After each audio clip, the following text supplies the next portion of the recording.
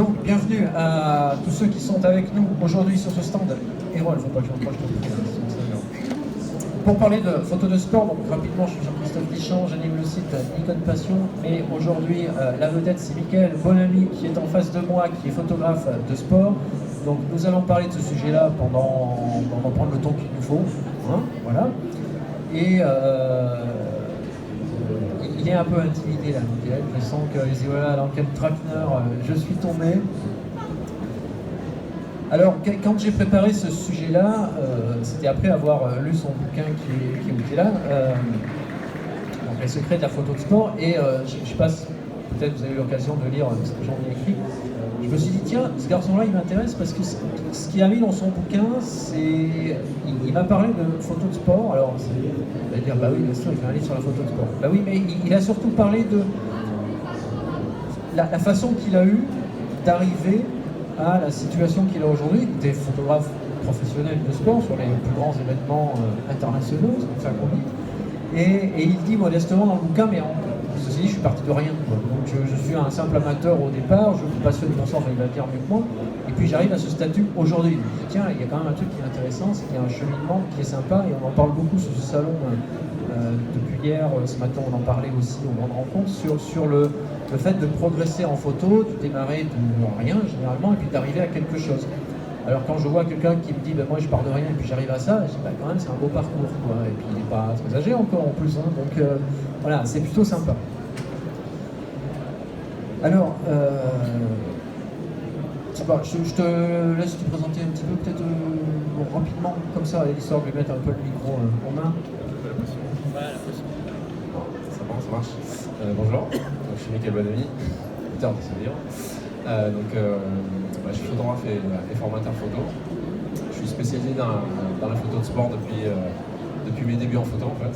Voilà, j'étais passionné de photo de sport j'étais passionné de sport et de photo, donc j'ai allié mes deux passions dès mes débuts.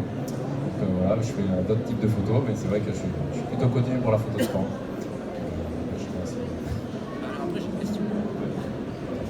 Alors on va jouer avec le micro. Oui, j'avais une première question.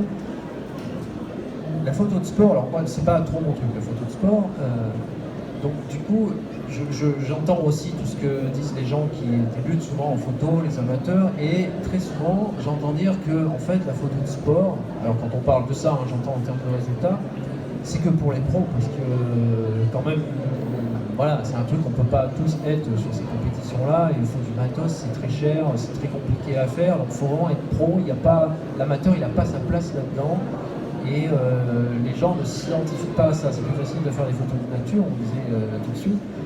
Mais finalement, la photo de sport, c'est pas pour tout le monde. Alors, qu'est-ce que tu en penses? Forcément, je suis pas d'accord. Non, la photo de sport, c'est vraiment pour tout le monde. Après, il y a beaucoup de gens qui pratiquent la photo de sport, souvent en photographiant leurs enfants, dans le handball, au volley, enfin, dans n'importe quel sport. Forcément, il y a des clichés où il faut absolument avoir un gros objectif, un gros appareil, beaucoup de rafales, je sais pas quoi.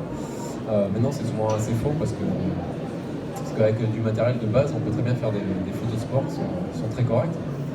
Forcément, quand on a les meilleurs objectifs, on fait des meilleures photos, mais voilà, faut pas se fixer sur le matériel parce que c'est pas le plus important en fait. C'est comme le photographe animalier, on peut s'approcher plus près des animaux quand on connaît les animaux. Le photographe du sport c'est pareil, en fait, il n'y a pas besoin d'avoir un 800 mm pour photographier des footballeurs. En fait, on peut aussi chercher des emplacements, on est plus près d'eux, on peut varier les angles, enfin, il y a plein de choses à faire en fait. Il ne faut juste pas rester dans les clichés de ce qu'on croit qu'est la photo de sport. Alors justement, c'est intéressant parce que effectivement, on démarre souvent parce qu'on a photographié voilà, les mômes qui font du sport, ou les voisins, ou les copains, ou je ne sais qui. Mais quand même, est-ce que l'amateur, il ne trouve pas une limite à ça? Parce que y a des emplacements où on ne peut pas aller, il y a alors le matériel, on va en parler après, mais voilà, il y a des conditions en fait qui sont données, offertes aux photographes titulaires, qui ne sont pas les mêmes que pour un amateur. Je pense qu'on tourne d'un stade, tout le monde ne peut pas aller au pied des filets, ou sur des stades de course, on ne peut pas être forcément tout proche. les sports d'hiver, n'en parlons pas, il y a des conditions qui sont peut-être encore plus difficiles. Les événements sur les JO, tout ça, les Coupes du Monde, bah forcément, on sait bien que voilà, c'est compliqué.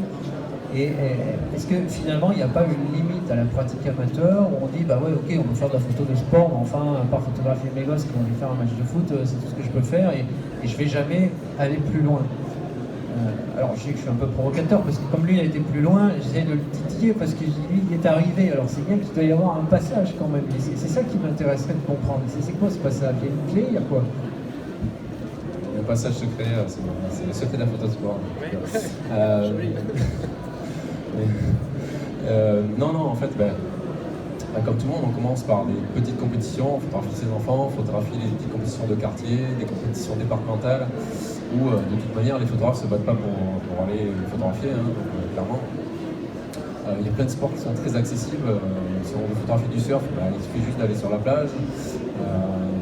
Voilà, il y a plein de choses qu'on peut faire au départ. Après, petit à petit, quand on commence à se prendre au jeu de la photo de sport, forcément on cherche à faire des compétitions un peu plus importantes. Donc, il faut plus ou moins passer par l'accréditation parce qu'en fait, si on n'est pas accrédité, on n'est pas sur le terrain. Donc on est un peu loin des événements, on est obligé de faire avec le public, on est dans le public, donc en fait on est un membre lambda du public, et forcément c'est plus compliqué parce que les angles de vue, on ne peut pas faire le tour d'un stade dans les gradins, enfin voilà, il y a forcément des limites, alors ce qui n'empêche pas de faire des choses, hein. Il y a toujours une situation donnée et puis il faut faire avec et il faut en tirer le meilleur parti. Et après oui, il faut passer par l'accréditation. Alors pour tout ce qui est petite compétition, souvent il faut connaître le président du club ou la personne qui gère la communication ou avoir une connaissance pour pouvoir rentrer. Après, pour les compétitions un peu plus importantes, il faut quand même avoir fait un peu ses preuves, que les gens nous connaissent, sachent qu'on est sérieux. C'est un peu comme ça que ça s'est fait, quoi. Bon, après, j'ai eu la chance de travailler pour une agence photo, donc il m'a permis d'obtenir des accréditations. Et forcément, quand je travaillais plus pour l'agence photo, il m'accréditait quand même, en fait. Donc j'ai eu cette chance-là, quoi. Et après, voilà, plus on monte en niveau de compétition, plus la demande d'accréditation est compliquée, et puis après on tend vers la photo de presse, et il faut avoir la carte de presse. Hein. Si vous voulez faire la Ligue 1, le top 14, alors le handball je pense que c'est pareil, les JO, les Coupes du Monde, enfin tout ça, là c'est carte de presse obligatoire. Quoi. Là, malheureusement il n'y a pas d'autre choix. Il y a plein de choses à faire avant. Ah oui, avant, il y a énormément de compétitions. Enfin, il y a plein de sports qui ne sont pas très médiatisés. Sur ceux-là, il n'y a pas beaucoup de la télé, il n'y a pas beaucoup les photographes. Donc du coup, il y a des places à prendre. Donc il suffit juste de contacter les organisateurs, d'essayer de montrer ce qu'on fait un peu comme travail en photo de sport.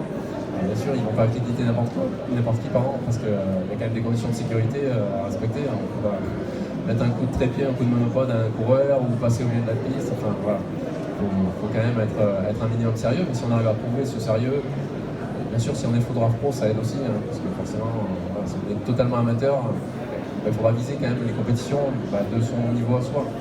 Après, un amateur peut très bien accéder à des compétitions qui sont assez belles, hein, mais il faut aussi prendre le temps de faire des compétitions, pas vouloir toujours griller les étapes, et normalement ça se fait. Hein. Moi je croise des amateurs partout sur toutes les compétitions, donc il y en a qui arrivent, hein, il n'y a même pas besoin d'être professionnel. Mais voilà, on ne fera pas la Ligue 1, on ne fera pas des compétitions où même les photographes de presse se battent pour être sur le terrain, ça c'est sûr.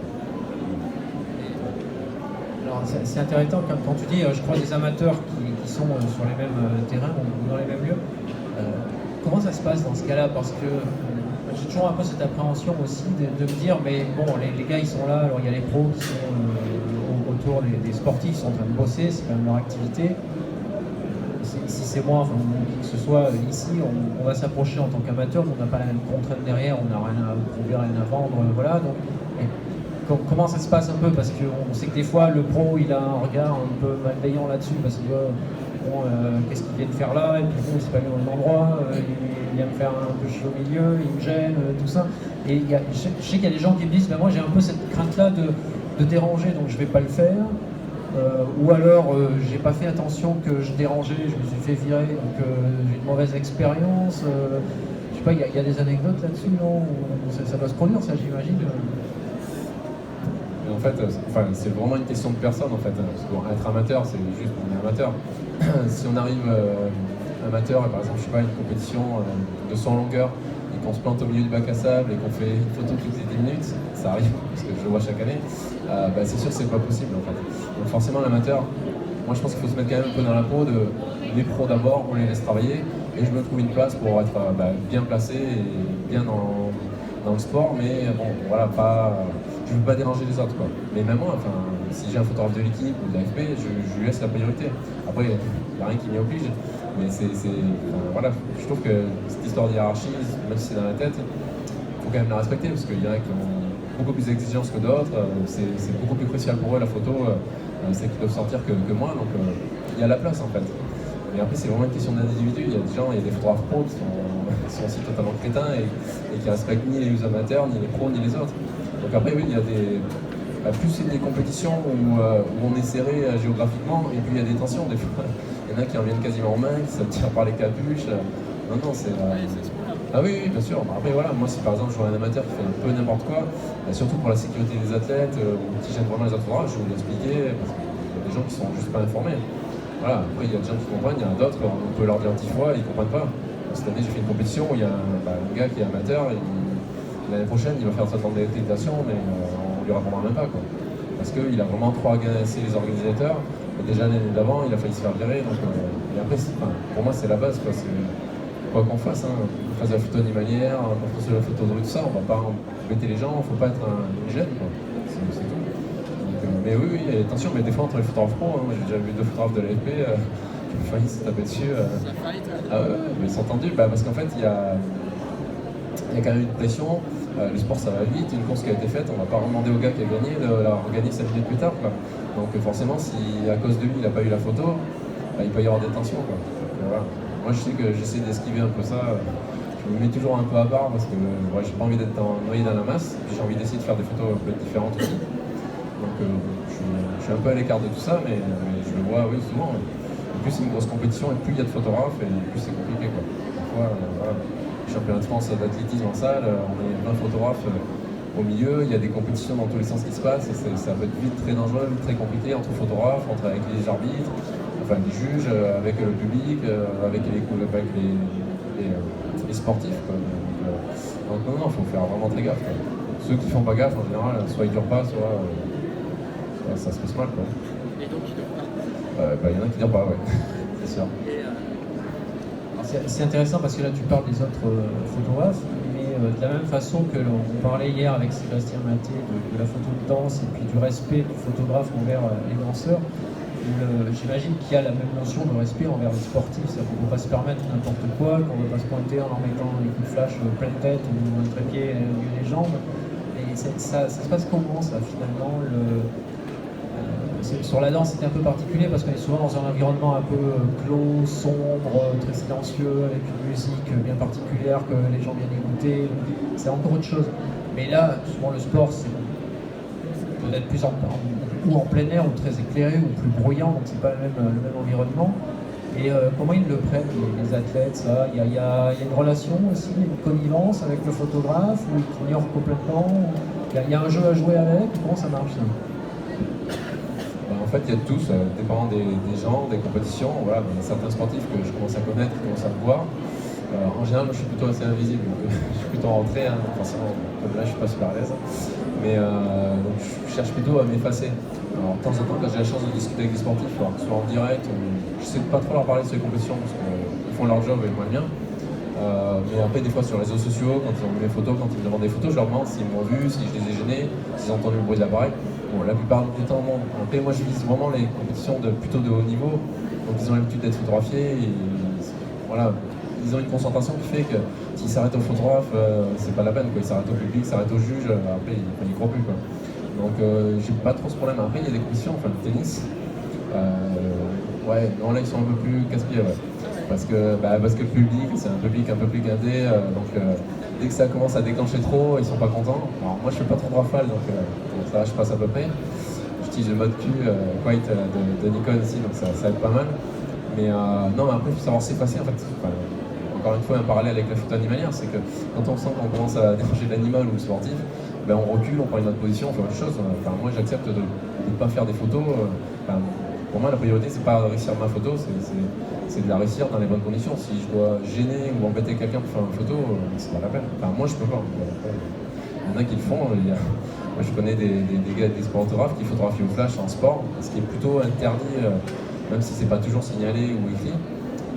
Parce qu'il dit, bah, voilà, il a raison, ça ne gêne pas la plupart des athlètes parce que le flash est tellement rapide qu'ils ne le voient pas, surtout en plein jour. Mais sauf que moi je pars du principe que si sur 100 sportifs en gêne 1, bah, je fais pas de flash, quoi. Donc moi c'est plutôt un principe, le trépied on le prend pas parce que ça prend beaucoup de place et que au rugby, au foot, une sortie de terrain ça arrive. Bah, sortir un trépied c'est beaucoup plus long que sortir un monopode et ça peut être dangereux, quoi. Donc, surtout que des fois on a les tabourets et tout parce qu'on est un peu feignant. Voilà, quoi. Ça peut être dangereux, donc il y a un peu des règles qu'il faut éviter, enfin des choses à éviter sur un terrain, quoi. C'est l'entente cordiale sur le terrain en fait, c'est ça, mais est-ce que finalement ça c'est pas un des apprentissages à faire quand on est plus amateur et qu'on veut aller dans un statut un peu plus expert, que peut-être plus que d'apprendre la photo, c'est d'apprendre déjà à bien se comporter, apprendre peut-être les codes aussi des sports, parce qu'il y a selon les sports, j'imagine qu'il y a des temps particuliers, des moments particuliers. Alors ça m'amène à parler, tu parlais de trépied, de choses comme ça m'amène à parler un peu de matériel. Alors souvent aussi, ce que j'entends, c'est la photo de sport c'est bien, mais il faut un super matos. Mais si j'ai pas un super boîtier avec un super autofocus et un super objectif qui coûte un super prix, je ferai pas des super photos. Donc si j'ai pas mis un billet de 20 000 sur la table, je peux rien faire. Et donc c'est pas pour moi. Alors c'est quoi l'avis de l'ancien amateur là-dessus? Parce que l'amateur Michael Bonamy, il n'a pas dû démarrer avec un gros chèque sur la table le premier jour. Non, j'aurais bien aimé, mais non, malheureusement. Non, on peut commencer avec du matériel très basique. Alors quand je dis très basique, c'est pas forcément un compact non plus, parce que là, évidemment, on est limité. Mais à partir du moment où on a un réflexe, je veux dire le 70-300 de base qu'il y a chez Canon, chez Nikon et j'imagine chez les autres, on peut faire plein de choses. On aura forcément plus de limitations que si on a un 300 mm f2.8 ou un 400 mm f2.8, mais on peut faire plein de choses. Enfin, moi, du coup, je fais des formations photo. Cet été, j'avais un stage photo de tennis à Biarritz. Et la personne il y en a un qui avait un appareil, c'était un petit hybride Sony, je ne me rappelle plus le modèle, avec un objectif qui ouvrait à, je crois, 6,3 au mieux, quoi. Donc c'est pas terrible. Après, on était en extérieur, mais en fait, ce qu'on a vu ensemble, le but c'était de tirer parti au mieux de ce qu'il avait et de faire avec les qualités ou les défauts de son matériel. C'est-à-dire qu'il y a des choses, si on ne peut pas les faire, c'est pas la peine de pleurer parce qu'on ne peut pas les faire, on peut pas. Je ne peux pas m'acheter une Ferrari, je ne vais pas pleurer tous les jours parce que je ne peux pas avoir une Ferrari. Donc en fait, on a essayé de trouver les angles. Quand on ouvre à 6,3, forcément pour avoir de la profondeur de champ, c'est plus compliqué. Donc je lui ai dit plutôt photographier en diagonale, parce que la diagonale c'est plus long que la largeur du terrain ou la longueur. Donc du coup, ça lui a permis d'avoir un peu plus de flou. Il y a des techniques. Après, c'est sûr que quand on n'a pas le matériel, après, il faut cogiter un petit peu, quoi.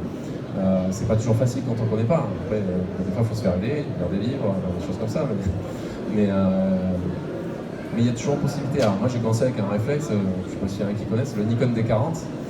J'avais le 70-300. Donc voilà, après, quand j'ai commencé à me prendre au jeu de la photo, j'ai investi. Je suis passé au Nikon D80. Je suis un pro Nikon, donc ça s'entend bien. Mais, voilà, et après je voulais passer à la gamme un peu plus professionnelle, semi-pro. Je voulais me payer un D200, j'avais pas les moyens. Du coup, je l'ai pris d'occasion. J'ai réussi à trouver un D200, alors, je sais plus, j'ai payé 400 € à l'époque. Mais ce qui n'était pas cher, parce que forcément, il était à 9, il était à 2000 ou 2500, enfin, j'en sais rien. Ouais, le matériel d'occasion, il y a énormément de choses, même dans les objectifs. Et après, je suis passé à un 300 mm f4.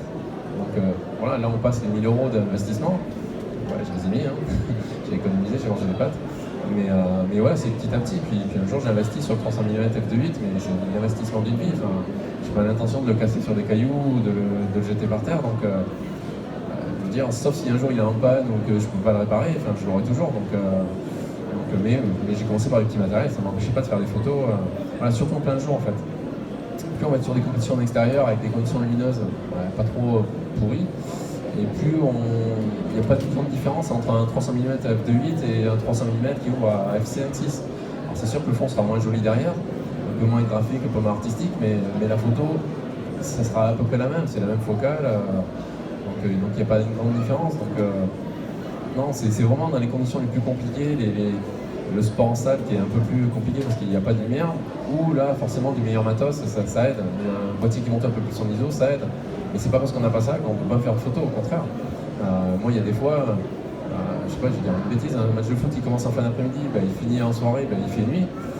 Forcément, quand il fait nuit, c'est pas parce qu'on a 300 mm f2.8 qu'on a une vision nocturne. Donc je fais d'autres choses, je fais des portraits, des choses qui vont moins vite, des filets. Enfin, il y a plein de solutions. Voilà, après, c'est plus le cerveau que le matériel en fait. Hein, quand on peut pas, il faut faire autre chose. Faut trouver une solution. Est-ce que c'est pas finalement la contrainte qui fait qu'on progresse aussi? Parce que finalement, on est confronté à un problème, là en l'occurrence, un problème financier, qu'on dit il me faudrait ça, mais ça coûte un billet que j'ai pas, donc il faut que je fasse autre chose. Ben, soit j'arrête et puis c'était pas ma passion, soit je vais trouver des solutions parce que je veux continuer. C'est un peu ça.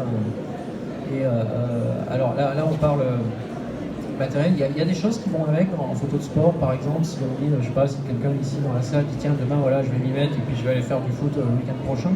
Donc on sait bien qu'il faut un boîtier, un objectif. Il y a des choses qui vont avec, qui facilitent la vie du photographe pour être toujours un petit peu meilleur. Je sais pas, des accessoires, des trucs, il y a des petits trucs comme ça ou pas du tout?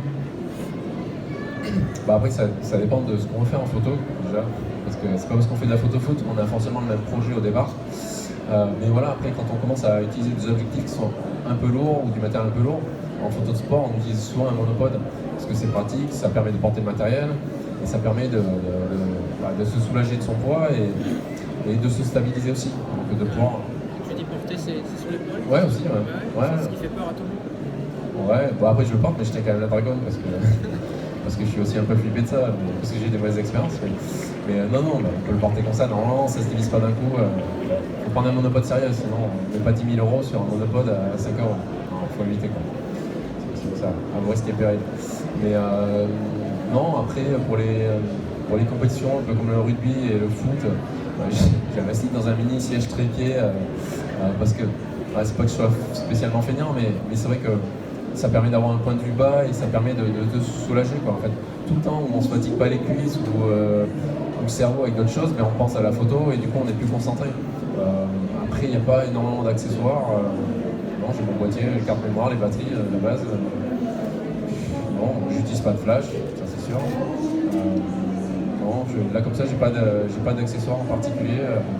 Moi c'est le plus important, c'est mon monopode, c'est sûr.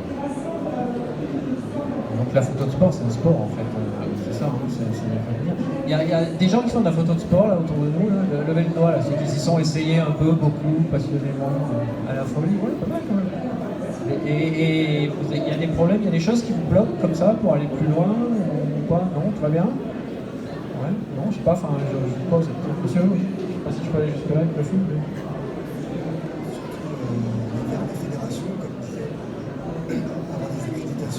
pour participer à courses, au championnat, surtout à faire les athlètes, jamais une compétition, je pense. Oui, j'imagine oui, que dès qu'on parle d'accréditation et tous ces sujets-là, c'est un peu compliqué. Alors moi, une des rares expériences que j'ai en photo de sport, c'est le marathon qui se court entre Ivry-sur-Seine et Vitry-sur-Seine tous les ans, un coup dans un sens, un coup dans l'autre. Et j'ai eu la chance de le faire un jour en tant que photographe accrédité, parce que finalement j'avais le droit d'y aller, tout simplement parce que c'est une petite astuce en fait, mais tout simplement parce que j'étais dans un club photo à l'époque et qu'on était partenaire de la ville pour plein d'activités associatives sur l'année. Et cette année-là, le marathon démarrait dans notre commune. Et forcément, on s'était parlé sur plein de choses dans l'année, et puis on est venu à parler de la course. Et du coup, les gens de la mairie nous ont dit, tiens, puisque vous êtes là, voilà, enfin, quelque part, je sais pas, ils ont pas beaucoup réfléchi, ça nous a arrangé, il y avait quelques badges en plus, et pouf, je me suis retrouvé à avoir le droit de photographier le marathon. Et alors, un marathon, ou un semi en l'occurrence, c'est un peu plus facile, parce qu'il court en ville, donc il suffit d'être n'importe où en ville, on n'a pas besoin d'être accrédité. Mais zone d'arrivée, par exemple, moi je me rappelle de ça, c'est un de mes grands moments de photographie, la zone d'arrivée, on avait des coureurs qui venaient de faire 21 km qui étaient rincés en arrivant parce qu'on est à un niveau où les Kenyans qui sont arrivés devant, ils courent à la vitesse de l'éclair. Et j'ai fait quelques photos qui sont loin d'être pro ou excellentes, mais j'ai vécu un moment super fort, quoi. Et je pense, je ne sais pas si toi tu as des expériences là-dessus, il y a probablement des façons comme ça de se retrouver dans un événement alors qu'on pensait que c'était peut-être pas possible. Je ne sais pas si tu en vois d'autres comme ça, ou comment tu as pu, dans ta carrière, toi, qu'est-ce que tu as pu faire comme ça? Après, c'était surtout, à mes débuts, Oui, bah, il y a des compétitions où je faisais une demande d'accréditation, on va dire des moyennes compétitions où je n'étais pas accepté. Et j'ai réussi à faire, pour la première fois en 2011, les championnats de France de badminton. Et j'avoue que j'étais un peu étonné qu'ils me disent oui, donc du coup je suis vite rentré dans la salle et je me suis caché en me disant si repèrent c'est une erreur, ils vont me dire de sortir. Mais non, après ça m'arrive plus parce que quand je demande une accréditation aujourd'hui, je suis pas sûr de l'avoir, mais un peu plus. Et de toute façon, je le demande aux endroits où je suis à peu près sûr de pouvoir rentrer, donc j'ai plus ça. Mais quand on est amateur, il y a plein de compétitions qui intéressent moins le public, on va dire les médias, tout ça, et parfois on peut atteindre des niveaux qui sont assez bons sans être pro. Donc ouais, il y a possibilité d'avoir des belles surprises quand on fait les demandes, donc il ne faut pas hésiter à demander. De toute façon, ça coûte rien, hein. Donc de faire un mail, d'appeler, pas de souci. Oh, ouais, ça m'appelle ce que tu dis là, une autre anecdote, mais j'ai échangé il y a un certain temps avec Christophe Battu, qui est quelqu'un qui me suit sur le site et puis qui est photographe amateur, lui, de sport auto, moto. Et en fait, ça a marché au culot, quoi. C'est pareil. C'est-à-dire Christophe, un jour, il me dit ah bah là, je viens de faire le tour auto. Le tour auto, maintenant tu sors de nulle part, comment tu t'es retrouvé à faire une semaine de tour auto en tant que photographe accrédité, quand c'est possible, quoi. Ben, tout simplement parce qu'il avait commencé à faire ses photos, à les faire connaître un petit peu, et puis ça n'a rien à voir avec l'histoire au début, vous allez voir l'enchaînement. Et puis finalement j'étais à Montlhéry, et puis à Montlhéry je voulais faire, parce que pour ceux qui connaissent, il y a toujours des trucs autour de la voiture et de la moto. Et puis comme tu disais, j'étais mal placé, j'étais pas au bon endroit, c'était chiant, ça marchait pas, et puis j'ai fini par faire une demande. Forcément, je me suis fait jeter la première fois, je sors de nulle part, je fais une demande, ils m'ont même pas répondu. Et puis j'ai recommencé, et puis j'ai recommencé, et puis j'ai recommencé. En fait, il aurait tellement cassé les pieds, mais les gens n'ont peut-être pas fait gaffe à force. Et finalement, un jour, il dit j'ai rien compris, j'ai reçu un papier comme quoi j'avais le droit, quoi, et que j'avais mon papier. Et en fait, l'astuce, c'est quand tu as été accrédité une fois. Alors ça, est-ce que c'est vrai d'ailleurs ça, ou est-ce que c'est la chance qu'il a eue?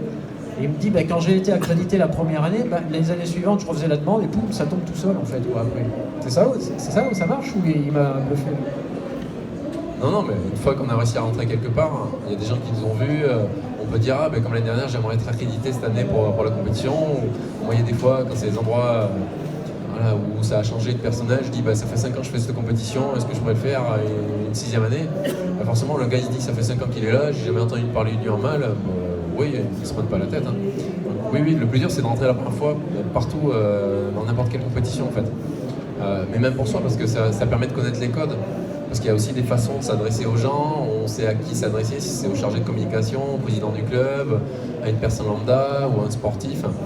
C'est jamais la même porte d'entrée, donc forcément quand on arrive à trouver là où c'est ouvert, en général on repasse au même endroit et tant que ça change pas trop de personnes, ça le fait, quoi. Après voilà, quand on commence à être un peu connu, qu'on est professionnel, il y a d'autres choses qui entrent en ligne de compte, donc forcément on va pas refuser un photographe de l'AFP, du Sud-Ouest, un photographe pro dans certaines conditions, dans certaines compétitions, on va pas le refuser non plus, quoi. Parce que s'il n'y a pas des millions de personnes sur le terrain, ça serait bête de dire on ne veut pas de photographe, quoi. Donc c'est beaucoup plus simple. Et bon, ça vous parle un peu tout ça, ou vous trouvez des idées là? Qui c'est qui a déjà osé et puis qui a réussi à obtenir quelque chose? Ouais, donc ça marche, oui, c'est pas du baratin qui nous raconte. Comment ça fonctionne? Vous avez fait quoi, vous, tiens? Hockey sur glace à Rocher, sur les zones accréditées. Je me suis mis à côté, on m'a dit vous êtes photographe, j'ai dit oui, et je suis rentré comme ça. Ah, vous voyez comme quoi, des fois, finalement vous êtes photographe, oui, puisque vous êtes en train de faire des photos. Voilà, vous n'avez pas menti. Est-ce que, dans ce cas-là, est-ce que c'est bien de pouvoir montrer ces images? Je sais que ça m'est arrivé aussi sur certains, alors pas sur le sport, mais sur d'autres événements où quand on veut passer par les agences de presse, par exemple, pour avoir une accréditation, on dit tiens, voilà, vous avez fait quoi avant, quoi. Donc c'est bien d'avoir quelques références, dire tiens, j'ai posté là, j'ai écrit là, j'ai publié là. C'est un truc qui marche aussi en sport ou ils en foutent complètement? Non, t'as commencé comment, toi, en montrant tes images? En fait, au départ, c'est ce qu'on fait parce que comme on n'est pas sûr soi-même d'avoir le droit d'accéder à la compétition, on a plutôt tendance à regarder mon portfolio, regarder les images que j'ai fait de ce championnat de tennis, enfin de cette compétition de tennis. Voilà, j'aimerais bien accéder à cette compétition-ci. Voilà, on a tendance à apporter des preuves du fait qu'on est capable. Après, voilà, quand on commence à connaître le milieu et quand on a l'habitude, on fait plus ça en fait. Moi, c'est la façon dont je vais faire le mail ou je vais m'adresser à la personne au téléphone. Pour la personne en face, il n'y aura pas trop de doute qu'il faut m'accréditer en fait. Mais parce que j'ai cette expérience-là. Parce que voilà, avant je faisais des mails qui faisaient 80 lignes. À l'époque, je devais les saouler, c'est pour ça qu'ils ne me répondaient pas ou ils ne lisaient pas tout. Mais parce que je voulais absolument prouver que j'étais capable, que j'étais sérieux, que s'il vous plaît, faites-moi rentrer quoi. Donc, moi, je suis un peu comme ça aussi, mais c'est vrai qu'aujourd'hui je fais des mails, ils font 2 lignes, et encore quand je suis en forme quoi. Et ça marche mieux parce qu'en fait je laisse pas le choix à la personne en face quoi, de m'accréditer. Bon après maintenant, il y a beaucoup de compétitions que je fais d'une année sur l'autre, donc ils me connaissent, donc j'ai envie de dire, il y en a, c'est presque automatique que j'ai mon accréditation, donc à la limite si je la demandais pas, je l'aurais quand même. Mais non oui, ça peut aider parce que si vous arrivez à faire quand même des photos un peu sérieuses, un peu jolies, bah forcément ils se disent bon la personne elle a déjà un peu bourlingué, pourquoi pas, enfin bon, vous dites ouais, je suis amateur mais je suis conscient des problèmes de sécurité, je fais gaffe, voilà, faut rassurer les personnes qui vous accréditent surtout. Et, vous leur dites ouais je me mettrais peut-être un peu en retrait, enfin bon après faut pas non plus trop s'écraser non, comme toujours dans la vie, mais voilà, quand on apporte quelques petites preuves, ça peut être bien de montrer des photos, mais ça va vraiment dépendre de l'interlocuteur en fait. Il y en a, ils lisent pas les mails, il y en a, ils s'en fichent, il y en a, ils regarderont pas vos photos, il y en a qui vous demanderont ah ben vous avez fait une galerie, super, mais est-ce que vous en avez d'autres? Ouais, là c'est un problème de personne, quoi. C'est une relation entre un photographe et quelqu'un qui peut ou non délivrer une accréditation. Des fois on tombe sur une personne qui va parler à la personne qui accrédite. Enfin, là il n'y a pas de règle, en fait il faut s'adapter, il faut connaître un peu le milieu, il faut savoir un peu à qui on s'adresse. Si on connaît d'autres photographes, savoir à qui il demande, s'il veut bien le dire. Ce genre de choses quoi. Voilà, après c'est le système D finalement, c'est ce que vous avez fait. Vous avez dit que vous êtes photographe, voilà, si vous aviez un peu hésité, ils auraient dit non mais attendez, dans le public. Voilà, c'est beaucoup de culot aussi quand on a la chance d'en avoir, donc il faut en profiter. Quand tu as commencé à monter tes premières photos comme ça, on va dans les premières années, j'imagine, c'est quoi le comportement? On a plutôt tendance parce qu'il faut publier, à un moment donné, il faut montrer quand même, parce que c'est ce que tu viens de dire, tu as plutôt tendance à essayer d'adresser les acteurs, les organisations, les agents, je ne sais quoi, ou même les sportifs directement, en disant tiens voilà je fais ça, ça t'intéresse, ou plutôt profil bas en disant je poste, mais enfin c'est histoire que ça soit en ligne, mais j'en parle pas trop parce que je veux pas me faire remarquer, parce qu'il y a des histoires de droit à l'image aussi quand même en photo de sport quand on fait ça. Voilà, est-ce que le sportif il est d'accord pour qu'on publie, pour qu'on le montre comme ça? Ça se passe comment ça au départ?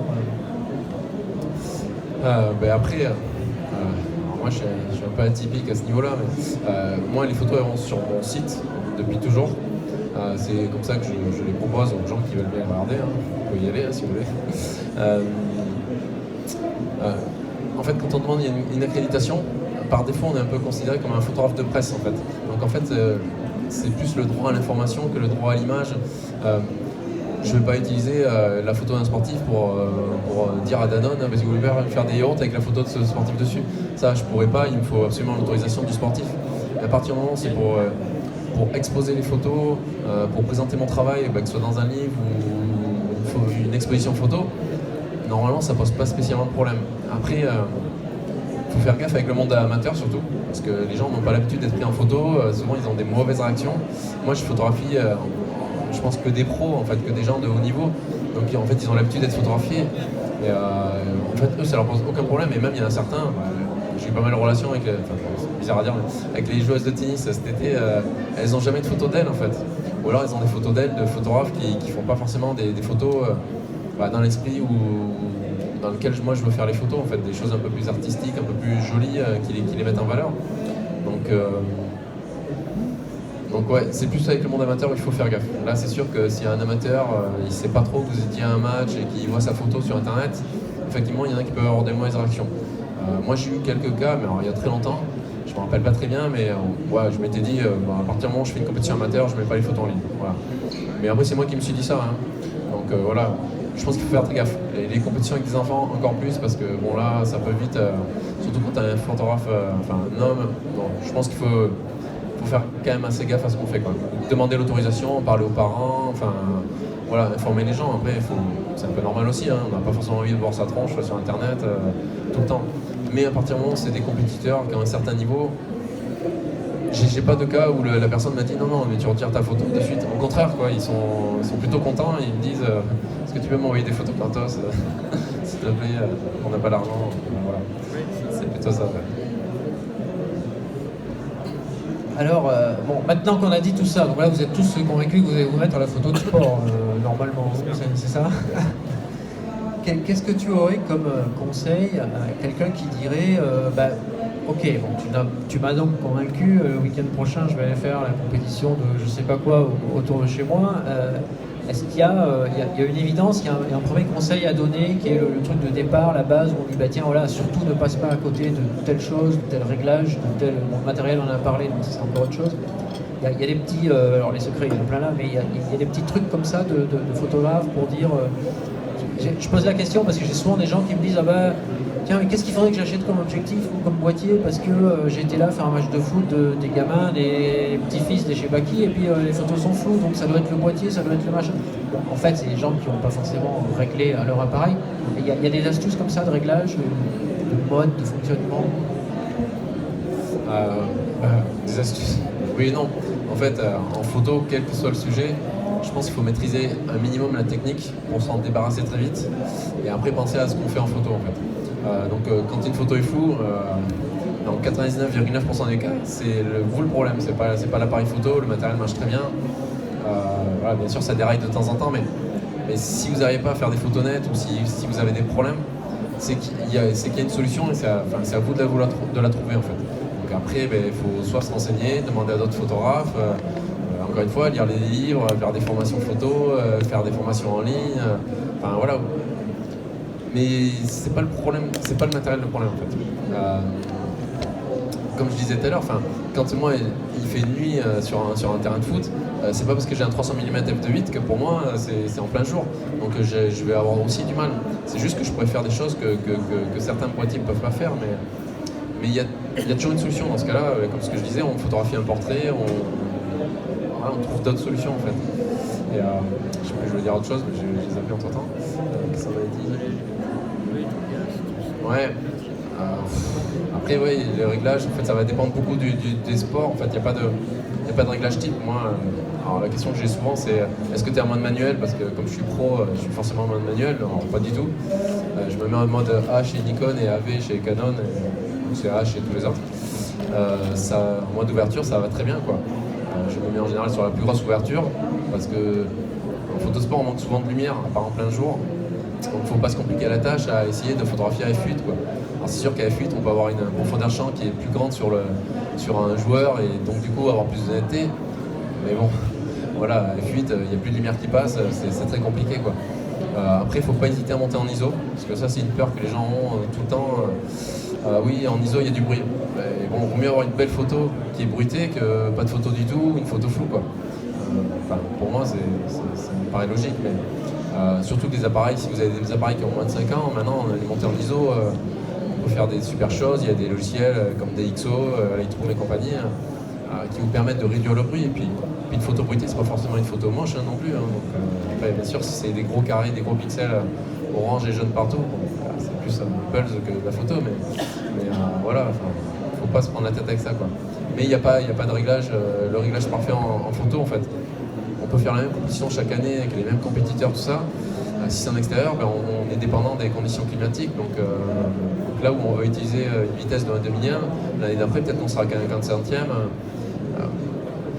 Ouais, d'une manière générale, la photo de sport, comme la photo animalière, il faut s'adapter à son environnement, il faut s'adapter à son sujet. Et c'est à nous de cogiter sur place pour faire les choses au mieux en fait.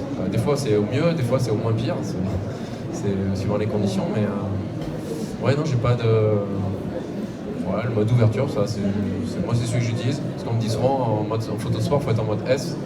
Bon, moi je l'utilise pas. Je préfère être en mode ouverture et contrôler ma vitesse indirectement, parce que je trouve que ça me permet d'être plus réactif et de me concentrer sur l'essentiel. Et après, ça c'est chacun fait ce qu'il veut, hein. Celui qui veut être en mode S ou en mode M, il peut très bien, il n'y a pas de souci, hein. Dans tous les cas, on fait la même chose, hein. Oui, c'est la valeur finale d'exposition qui compte, finalement. Et alors, une des caractéristiques de l'amateur, souvent, c'est pardonnez-moi, ça n'a rien de péjoratif, mais c'est tirer un peu dans tous les sens. Et on dit, tiens, je vais faire de la photo de ça, de la photo de ça, de la photo de ça, de la photo de ça. Parce que c'est normal, on essaye, en même temps, on n'a pas forcément encore trouvé son style. Je pense à Denis, il attend derrière, parce qu'après on va parler du style en photographie, donc revenez à 4 heures, ne vous sauvez pas dans les couloirs. Mais quand on n'a pas encore trouvé son domaine de prédilection et son style, on a un peu tendance à tirer partout. Et alors, quand on débute en photo de sport, est-ce que c'est plutôt une bonne idée d'essayer un peu tous les sports et puis de se sentir, si on a cette possibilité? Ou est-ce que tu recommandes plutôt de dire, voilà, il faut peut-être mieux en prendre qu'un ou deux, se concentrer à ça? C'est quoi un peu ta vision là-dessus? Si on débute totalement, en photo, peut-être même tout court, moi je conseille de s'entraîner sur plutôt un sport. Plutôt le sport de vos enfants, de vos amis, etc.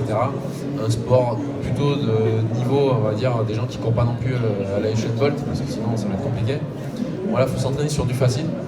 Et une fois que vous êtes un peu rodé sur les réglages techniques, que vous commencez à aller un peu vers l'artistique, si ça vous plaît, et si vous aimez le sport, non, il faut faire plein de sports en fait.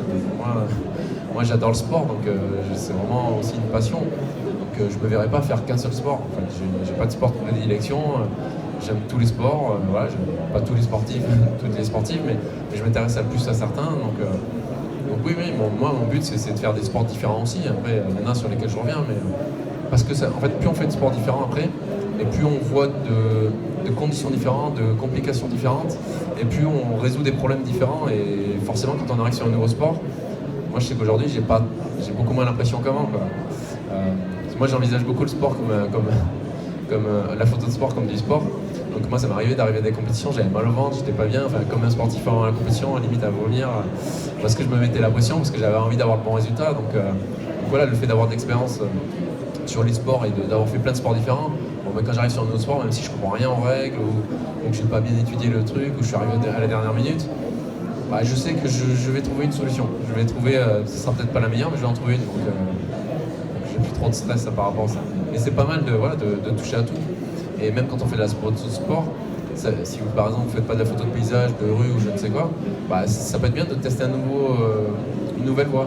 Parce que vous allez rencontrer des personnes différentes, qui ont des techniques différentes de photos, qui ont des façons différentes d'utiliser l'appareil photo. Et vous pouvez prendre une idée et vous dire mais je peux le mettre dans la photo de sport. Ou inversement, hein, parce que ça marche dans tous les sens, quoi. Donc moi je fais pas mal de photos différentes. Enfin, moi c'est sport, nature, animalier, mes principaux domaines de prédilection. Mais je fais un peu d'astrophoto et j'ai récupéré un truc de l'astrophoto que j'ai mis dans la photo de paysage, dans la photo de sport. Enfin, ouais, après il y a plein de choses qui se recroisent et c'est ça qui est intéressant parce que comme dans tout domaine, hein, plus on a de maîtrise, plus on a de connaissances et plus on arrive à faire des choses différentes et à penser autrement en fait. Donc, voilà.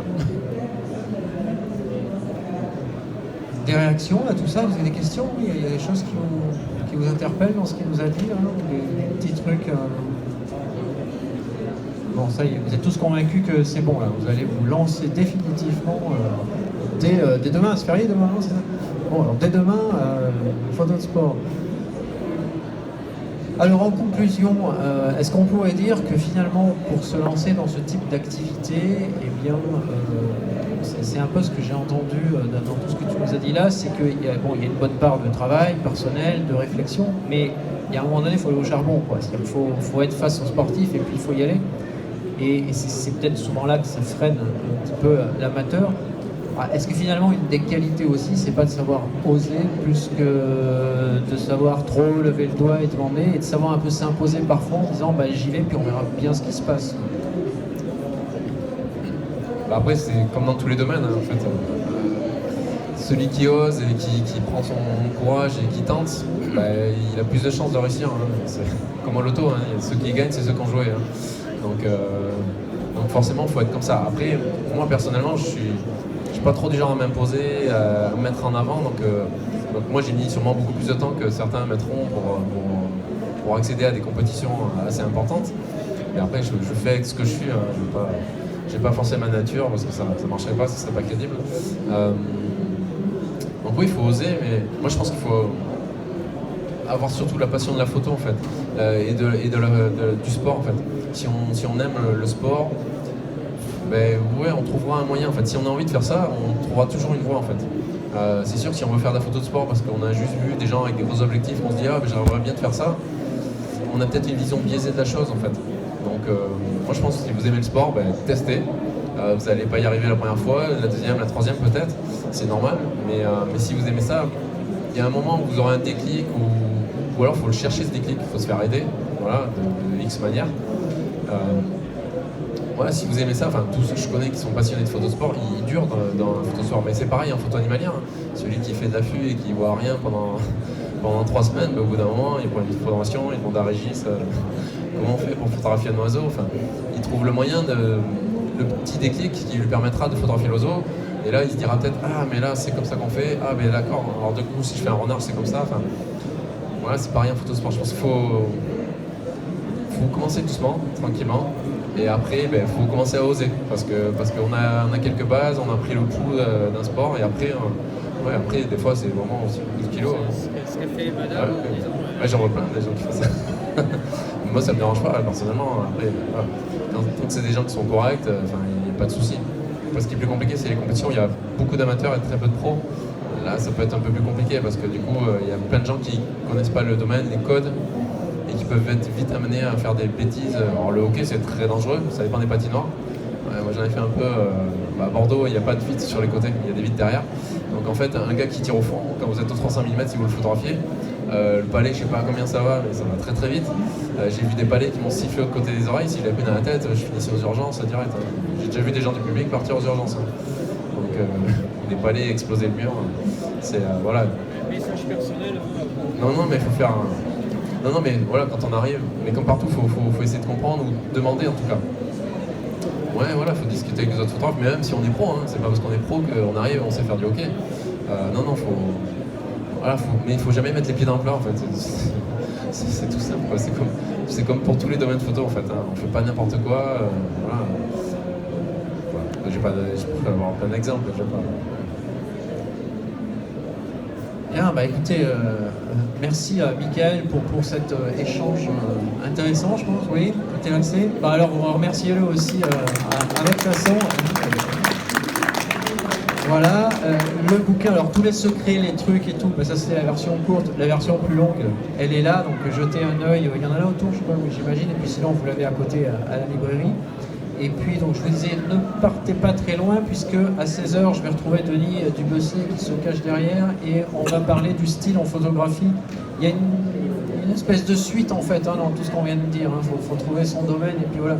On va pas déflorer le sujet trop vite, mais c'est très intéressant. Dans tous les cas, donc 16h, ici, on vous attend tous. Merci.